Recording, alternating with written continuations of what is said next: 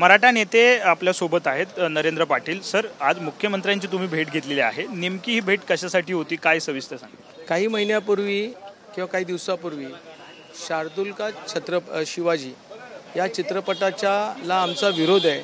कारण एकतर छत्रपती शिवरायांचं नाव हे एकेरी घेण्यात आलेलं आहे, पहिला मुद्दा तर तोच आहे।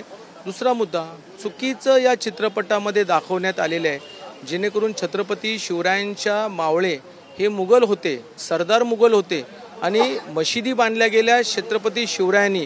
हा सगळा इतिहास जाणीवपूर्वक गणेश उत्सवाच्या निमित्ताने अगोदर हा प्रदर्शित करण्याचा प्रयत्न होता। म्हणजे ही वस्तुस्थिती आहे, कुठेतरी जातीय तेढ निर्माण करून या ठिकाणी दंगली घडवण्याचा आम्ही मुख्यमंत्र्यांना विनंती केली आहे। हा चित्रपट 1 महिन्यासाठी आपण बॅन जरी केला असला तरी ह्याच्या मागचा जो खरा सूत्रधार आहे हा शोधून काढावा। तुम्ही वारंवार सूत्रधाराचं म्हणताय, नेमकं कोण आहे सूत्रधार? कारण त्याला फंडिंग सुद्धा झाल्याचा उल्लेख तुम्ही केलेला होता, काय नेमकं? बघा साहेब, काय हे गृह विभाग चौकशी करेल। कारण चित्रपट बनवत असताना त्याचा जो रायटर असतो आणि खोटा इतिहास कसा दाखवण्यात आला आणि जाणीवपूर्वक ज्यासाठी छत्रपती शिवरायांनी मोगलांच्या अत्याचारापासून हिंदुत्वाच्या असणाऱ्या सगळ्यांना सुटका व्हावी त्याच्या विरोधामध्ये ते राहिले, त्यांनी लढाई लढलेले आहेत आणि हे काहीतरी भलतंच दाखवतंय, म्हणजे कोणीतरी फंडिंग करतंय। त्याच्यामुळे हे शोधण्याचं काम गृह विभागाचं आहे आणि जर आम्हालाच माहिती असतं तर आम्ही जाऊन त्याला चोप दिला असता ना, त्याचा जाब विचारला असता। काही कामं गृह विभागाने केली पाहिजे, साहेबांना आम्ही विनंती केलेली आहे। हा जो चित्रपट बनवलेला आहे, जी माहिती येते समोर त्यानुसार शासनाच्याच पुस्तकांचा आधार जो आहे किंवा संदर्भ जो आहे तो काही घेण्यात आलेला आहे।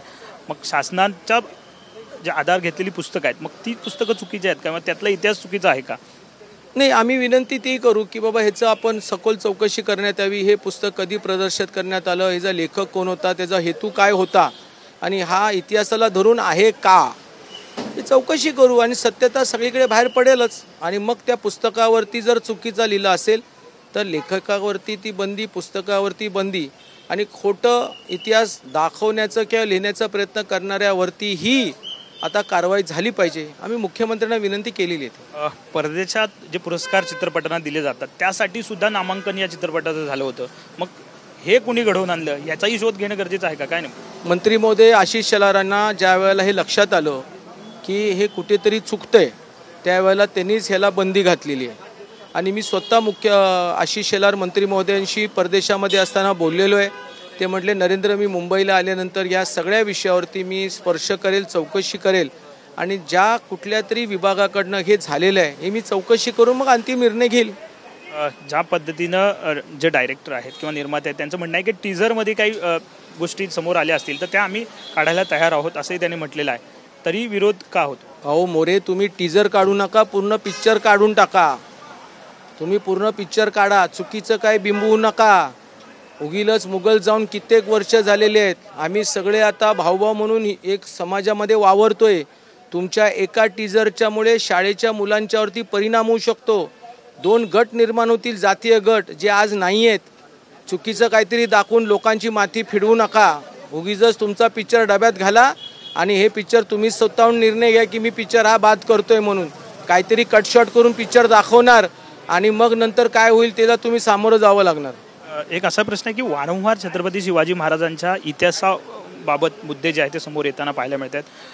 कुठेतरी प्रसिद्धीसाठी सगळं केलं जातं काय? कारण आराध्य दैवत संपूर्ण महाराष्ट्राच्या, देशभराचं आहे, सगळ्यांचं आहे आणि वारंवार इतिहासाची मोडतोड करण्याचा प्रयत्न होतोय का? नेमकं तुमचं काय म्हणणं आहे? काय झालं, आता एक फॅशन झाली चित्रपटाच्या असणाऱ्या लोकांच्याकडनं, प्रोड्युसर, डायरेक्टर, रायटरकडनं, की थोडासा कॉन्ट्रोवर्सी तयार केली, आयटम टाकला की त्याला प्रसिद्धी मिळते आणि नंतर प्रसिद्धी मिळाली की ते कॉन्ट्रोवर्सी असणारा जो सीन्स आहे तो आम्ही डिलीट करायचा। परंतु माझं भारत सरकार आणि महाराष्ट्र सरकारला विनंती आहे, ऐतिहासिक चित्रपट निर्माण करताना इतिहासकारांच्याकडनं त्या ठिकाणा शहानिशा केली पाहिजे, किंबहुना सेन्सर बोर्डमध्येही इतिहासकारांना संधी द्या। जर इतिहासावरती पिक्चर तयार होत असेल आणि खास करून छत्रपती शिवरायांच्या विरोधातला असेल तर ताबडतोब त्या असणाऱ्यावरती कारवाई झाली पाहिजे। शेवटचा प्रश्न, मुख्यमंत्र्यांनी आश्वासन तुम्हाला काय दिलेलं आहे आणि तुमची नेमकी भूमिका पुढची काय असेल जर जो चित्रपट प्रदर्शित झाला तर? मुख्यमंत्र्यांनी सखोल आमची भूमिका समजून घेतली। सरकारची भूमिका ही आदरणीय आशिष शेलारांच्या माध्यमातून तात्पुरती स्थगिती जरी असली तरी ह्याचे जेवढे पॅरामीटर्स असतील याचा कोण सूत्रधार आहे, जाणीवपूर्वक हे का दाखवलं जातं खोटा इतिहास, ही सगळी चौकशी केली जातील. मुख्यमंत्री त्यांच्या पद्धतीनं आता कारवाई करतील आणि त्यांनी ऑलरेडी काम सुरू केलेलं आहे. चित्रपट प्रदर्शित होऊ देणार नाही. 100% चित्रपट प्रदर्शित होऊ देणार नाही. आणि जर कोणी खोडसाळपणा केला त्या चित्रपटगृहाने ही काळजी घ्यावी, नात्याचा खूप अडचण होणार. धन्यवाद. साहजिकच आहे, नरेंद्र पाटील आपल्या सोबत होते. कॅमेरामॅन रोहन पवारसह विनायक डावरू, TV9 मराठी, मुंबई.